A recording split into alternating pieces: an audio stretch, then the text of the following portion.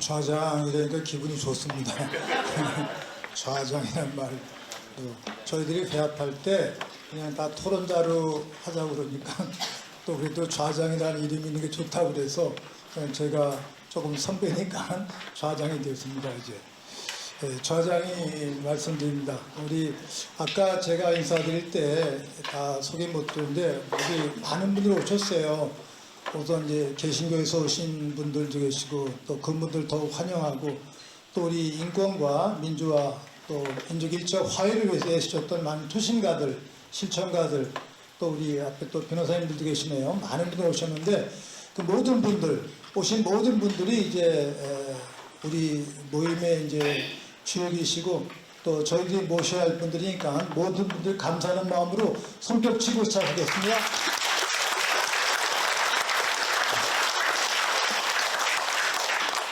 네, 고맙습니다. 저희들이 착해요. 그래서 우리 사회자들, 우리 전우영 교수님 원래 50분 말씀하시라고 했거든요. 근데 1시간 35분 말씀하게 우리가 자유를 드렸어요, 그냥. 왜냐하면 준비하신 거 다 발표해야 되니까 그렇게 착합니다, 우리가. 제지하지 않고. 저도 많은 걸 들으면서 배웠는데 마지막 말씀이 사제자는 어떤 해법을 도울 수 있을까?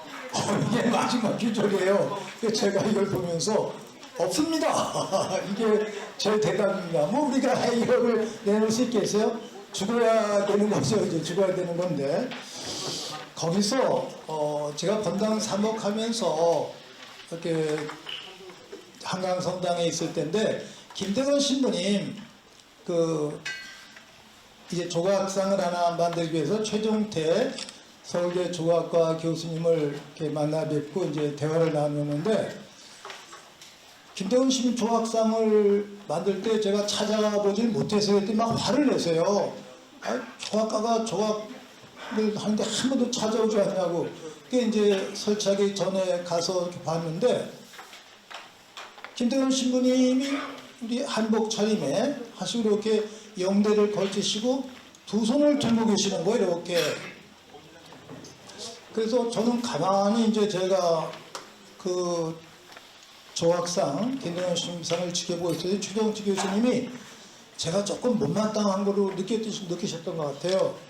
그래서 저보고 신부님, 순교가 뭡니까? 이렇게 묻는 거예요. 그래서 제가 순교는 하느님을 위해서 목숨 바치는 겁니다. 배운 대로 아는 대로 이렇게 제가 말씀드렸더니 물론 그런 설명도 있지만 제 생각에 순교란 하느님 앞에 항복하는 것입니다.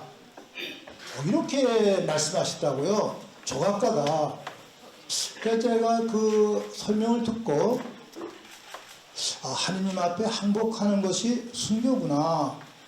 그러면서 이제 교우들에게 설명도 하고 강론한 적이 있었는데 제가 지은 성당은 이제 은행에 팔아먹었어요. 그리고 또 다른 데서 성당을 졌는데 그 성당에 그래도 그 김대건 신림상을 옮겨갔어요. 한강성당에.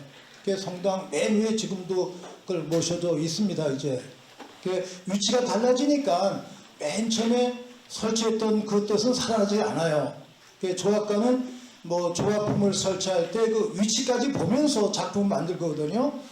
그런 아쉬움이 있습니다만 그 여운 순교는 하느님 앞에 항복하는 것이다 라는 내용을 제가 묵상하면서 살고 있는데 우리 전우영 교수님께서 사제단이 살아온 길 제가 한 것보다 더 많은 내용 또 저희들이 활동했던 것보다 더 내용들을 깊이 정리해 주셨어요. 참 고맙고 자극받고 배우고 있습니다. 제가 70년대 늘 고백을 했습니다만 사실 저희 사제단을 또는 주교님들을 역사 현장에 이끌어낸 분들은 그 당시에 청년 학생들이었거든요. 유신 헌법에 반대하면서 감옥에 먼저 가셨던 그 청년 학생들, 노동자 농민들 그분들이 저희들을 역사 현장으로 초대했어요. 성당에 있던 사제들을 세상 한복판으로 이끌어냈다. 그게 사목 헌장에 또 가르치는 것 같아요. 교회 자리가 건물 안에만이 아니라 역사 현장이 바로 교회 자리다. 이런 내용들의 체험을 70년, 80년대 하게 되는데, 그런 내용도 이제 역사학도나 또 경제학도 전문가들은 또 다른 관점에서 이렇게 종합을 해주신 것이죠. 이제 제가 전원 교수님을 선택할 때도 또 여기 안병호 교수님 와 계신데, 안 교수님께 또 도움을 청해서 이 전원 교수님을 만나 뵙고 대화를 나눴어요. 처음에 이제 이 내용을 부탁드렸을 때 전원 교수님이 그때 맹신부님을 같이 뵀는데, 신부님 사제단의 정관을 보여주세요 그러는 거예요. 그 정관이 없습니다. 그랬더니 의아해하세요. 사제단 명단을 또 보여주세요. 명단도 없습니다. 그런 정관도 없고 명단도 없는 단체가 어디 있어요? 그러시는 거예요. 그게 참 고민입니다. 그런데 좀 거친 말로 좀 도깨비 같은 집단이고, 거룩한 표현을 하면 성령의 이끄심으로, 하느님의 이끄심으로 모여든 공동체입니다. 이렇게 제가 말씀드렸어요. 교수님이 무척 고민을 하시더라고요. 그래서 저의 우리 교수님께 해답을 드린 게, 윤석열 이분이에요. 이 괴분이 나타나가지고 우리가 다시 또 현장에 뛰어들었잖아요. 막 뛰어드니까 그때 이제 제 생각에 이제 전현 교수님이 해답을 찾지 않으셨을까, 이런 생각을 하면서 이제 전현 교수님의 그 글을 제가 읽고 묵상을 했습니다. 이제 제가 살면서 살아왔던 내용들을 이제 말씀을 드릴 텐데, 제가 앞에 조그만 이게 글을 썼습니다. 이제 13쪽인데 제목만 소개해드리고 이제 신부님들의 말씀을 듣도록 하겠습니다. 제가 묵상하면서 사제단 50년 성찰과 다짐의 기도라고 제목을 지었는데, 25주년의 기도, 앞에 우리가 바쳤던 그 기도를 기초로 해서 제가 좀 성찰을 했어요. 그러면서 다 아시는 대로 50년은 신년 아닙니까? 이제 그 구약 성경에 나오는 내용들, 레위기나 신명기 곳곳에 나오지 않습니까? 50년 어떻게 살아야 되는가? 그래서 저는 그 25년 때 저희들의 기도와 다짐, 그를 반복하는 걸로 대신했으면 좋겠다 묵상을 하면서, 그 때제의 기도, 제가 성심여자대학교에서 강의할 때 저녁에 제대 앞에서 불 다 끄고 학생들하고 기도를 하는데 불 다 끄고 큰 소리로부터 성가를 하면서 작은 소리로 내려오는데, 오 하나님 저에게 자비를 베푸소서, 반복하는 기도를 올리면서 집중되는 게 있더라고요. 그 기도의 반복의 의미가 있구나 생각하면서 반복해 올리면서 묵상을 하고, 특히 연중 제33주일이 우리 지금 교황님이 몇 해 전에 세계 가난한 이의 날로 정하셨어요. 그날이 평신도주일이었었는데, 평신도주일은 또 한 주일 앞당겨 이제 연중 32주일이 이제 평신도주일이 되었고, 연중 제33주일이 세계 가난한 이의 날인데, 근데 80년도 세계 신호대에서 가난한 이들의 우선적 선택이라는 주제를 선택을 합니다. 물론 해방신학의 기초를 둔 명제인데, 그때 그 가난한 이들의 우선적 선택에서 영어의 원문을 보면은 가난한 이를 더 푸어 하는데 푸어를 대문자로 써서 단수예요. 가난한 이들을 그러면 복수로 써야 되는데, 자세히 해설서를 보니까 그 가난한 이라는 단어를 복수로 우리가 읽지만, 그 가난한 이는 대문자로 쓰는데 단수예요. 그건 예수님입니다. 예수님의 대명사예요. 그러면 그 예수님의 대명사 단수가 복수가 될 수 있다는 그러한 식의 의미, 우리가 늘 생각해야 된다. 이런 점을 늘 염두에 두면서 제가 묵상을 했습니다. 이제 그러면서 저도 신학교에서 공부하면서 또 신학생들하고 대화할 때 배웠던 내용인데, 스리랑카의 예수의 신학자 알로시우스 피어리스 신부님이 우리들의 전례, 기도, 영성의 첫 자리가 어디냐? 그때 골고타, 예수님께서 돌아가신 그 십자가의 현장, 바로 그 자리가 전례의 첫 자리, 영성의 시작, 기도의 원형이다. 이렇게 설명하시는데 그게 감동이 오더라고요. 그래서 우리 모든 그리스도인들, 사제들은 물론 우리 다 십자가를 모시고 살고 있지 않습니까? 그 십자가가 나에게 어떤 의미가 있는가를 끊임없이 되물어야 된다. 그 십자가의 현장의 의미 50년에 한 번 묵상하고 싶었고, 또 살면서 특히 이제 개신교 목사님들 만나면서 제가 많이 배웠던 내용인데, 다윗의 성전, 솔로몬의 성전, 장로가 아름답습니다. 그 성전에 계약의 교회를 모셨어요. 그런데 다윗과 솔로몬이 지향했던 그 성전, 지성소에 모셨던 그 계약의 교회는 건물 속에 갇혀진 하느님으로 오히려 하느님의 위치가 작아진 것이다. 천막 속에 모셨던 그 계약의 교회는 천막을 치고 다시 움직이고 계속 약속이 또 향해 가면서 민중들과 함께, 백성들과 함께 하셨던 그 하느님, 역동적인 하느님을 건물 속에 가둬놓은 것이다. 그건 퇴행적 신관이다 라고 신학자들이 지적을 하는데, 그것도 제가 좀 놀랐어요. 그런 의미가 있구나. 그런데 또 하나 놀란 거는, 돌아가신 그 메리놀웨 전미카엘 신부님이 저희들 사제단 모임 때 오셔서 강의를 하시는데, 헬더 까마라 주교님의 말씀을 해주셨어요. 헬더 까마라 주교님이 브라질의 평화의 사도신데, 본당 신부 시절에 어느 날 성전에 감실이 파괴가 되고 성작이 도난당한 거예요. 성체는 다 흐트러지고, 아침 미사 때 가보니까 난리가 났어요. 근데 그 당시는 성체가 훼손당하면 본당 신부와 신자들은 보석 기도를 바쳐야 돼요. 그게 마음이 아파요. 그래서 보석 기도를 바친 다음에 새 성읍을 마련하고 또 감시를 다 새로 꾸민 다음에 마당에서 장엄하게 미사를 봉헌하면서 신자들에게 성체의 성사의 의미, 미사의 의미 등을 강론했는데, 그냥 영성체 중에 사제가 조금 실수해서 성체를 땅에 떨어뜨렸어요. 지금은 뭐 좀 단순합니다만, 옛날에 성체가 떨어지면은 성작포를 먹고 가루가 떨어졌나 확인하고 아주 예절이 복잡했습니다. 수건 덮어놓고. 그리고 또 기분이 언짢잖아요. 그런 마음으로 허둥지둥 하고 있는데, 옆에 있던 어떤 청년이 신부님 왜 이렇게 허둥지둥 하세요? 성체 좀 땅에 떨어지면 안 돼요? 우리는 매일 흙 만지면서 흙 속에서 살고 있는데, 예수님 성체는 금그릇 속에, 감추기 속에만 계셔야 됩니까? 이거 투명 속에 얘기를 하는 거예요.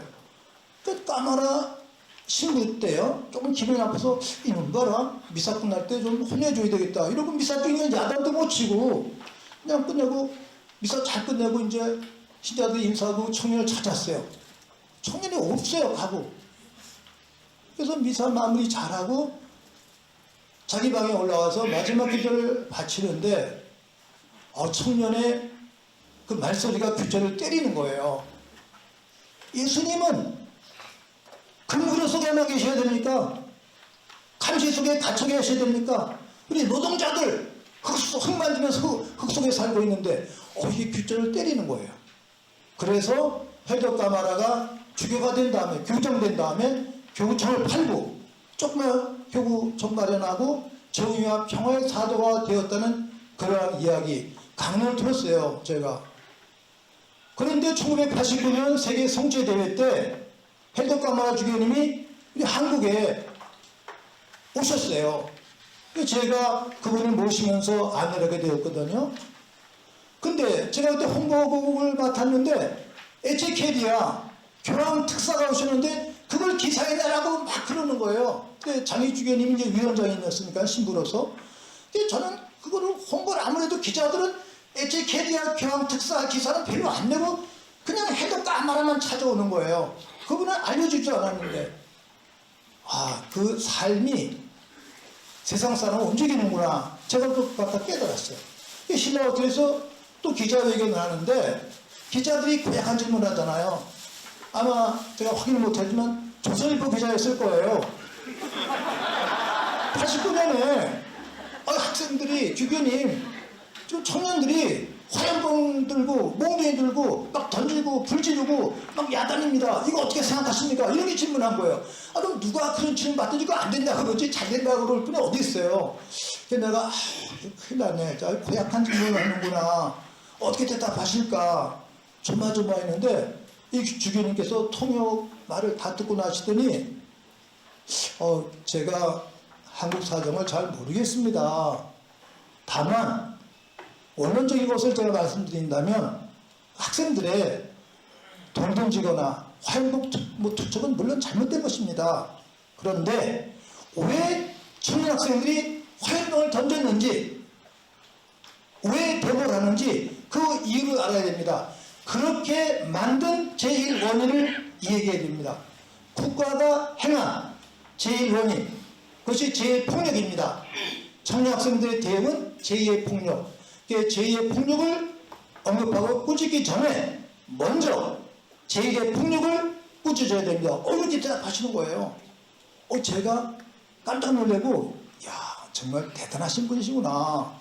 그러면서 제가 이제 주교님을 더 존경하게 되면서 묵상하게 했는데 이 50년을 준비를 하면서 제가 희명섭 신부님하고 또 대화를 했어요. 우리 교수님 글을 읽으면서 좀 자문을 구하겠어 했더니 희명섭 신부님이 성서 전공하신 분이잖아요. 저한테 암시를 주시기를 야 사제단 좀 힘들지만 아까 우리가 위축되니까 좀 힘들잖아요. 그렇지만 긍지가 될 필요 있다. 1783년 이수근 베드로가 세례받았잖아요. 그분이 자발적으로 한 6, 7년 동안 자생적 성직제도, 보통 가성직제도라고 그러는데 저는 그걸 자생적 성직제라고 바꿔서 표현했어요. 자생적 교회, 네가 주교해라, 네가 신부해라 하면서 그렇게 했잖아요. 그러다가 그거 아니라고 그래서 이제 해산되었는데 그 자생적 성직제도의 그 심오함, 그거를 200년 뒤에 어떤 의미에서 정의원 사제단이 다시 지어나가고 있는 것이다. 사제들은 교구 속에 살고 있지 않습니까? 사제단 교구의 복을 넘어섰어요. 그걸 깨고 넘어서서 그 제도를 넘어서서 하느님께 기초한 또 공동체가 요청한 시대가 요청한 거기에 응답하는 이러한 삶은 그 자생적 성직 제도에 복음할 수 있는 긍지를 가질 수 있는 내용이다. 그리고 우리 후배 사제들에게 말씀드려라. 긍지를 가질 수 있도록. 우리가 20세기, 21세기의 한국 천주교의 대표예요. 우리가 교회예요. 이 내용들이 이 사제단이 지닐 수 있는 그런 신앙적 긍지가 아닐까 이렇게 생각하면서 묵상을 합니다. 이제 그러면서도 겸손한 마음으로 루카복음에 나와 있습니다만 주님 저희들은 저희가 해야 할 일을 했을 뿐입니다 라는 그러한 신앙적 고백 올리면서 그동안 함께 하셨던 모든 사랑하는 선배, 동료, 후배, 사제들, 수도자들 또 신자들, 의민들, 노동자, 농민, 청년학생 또 고통받았던 모든 분들 이런 분들을 마음속에 모시면서 올해 내년에 맞을 50주년 전에 이 내용과 행사를 올리게 되는 겁니다. 이제 저희들이 살아왔던 그런 내용도 이제 우리 최기 신부님에서부터 한 분 한 분씩 각자 말씀해 주시면서 수료하시고 또 그런 내용들 우리가 종합을 해서 또 내년에 다른 신앙 고백을 함께 종합해서 하도록 하겠습니다. 그리고 이제 끝으로 함께 하신 우리 동지들 또 형제자매들께서 말씀해 주시면 또 저희들이 답을 주면서 받겠습니다. 이 자리는 어떤 의미에서 성찰과 다짐 또는 기도의 자리 수 있겠다. 그런데 이제 우리 전용 교수님은 하게 하시니까 우리 보고 다 그러는데 그 다 능력도 없고 그냥 어떻게 살다 보니까 여기까지 온 거예요. 그냥 우리가 계획해서 한 게 아닙니다. 이게 제가 정 교수님께 교수님 저희들은요 70년대 얘기했던 게 중앙정보부가 붙여준 별명이에요. 벤트공. 그냥 잡았는가 보면 없어지고 요즘 툭 쳐나가고 전국의 사태들이 있으니까 이제 그래서 벤트공이 붙인 별명 중앙정보가 붙인 별명 그 내용을 염두에 두시면서 제가 말씀드린 적이 있었는데 그런 내용들을 잘 승화시켜서 역사학자에서 정립해 주셨는데 하여간 저희들이 한 것보다 더 잘해라 열심히 해라 투신해라 목숨을 걸라 이런 말씀으로 알고 우리 교수님께 감사드립니다. 정 교수님께 박수 쳐드리겠습니다. 고맙습니다. 모든 분들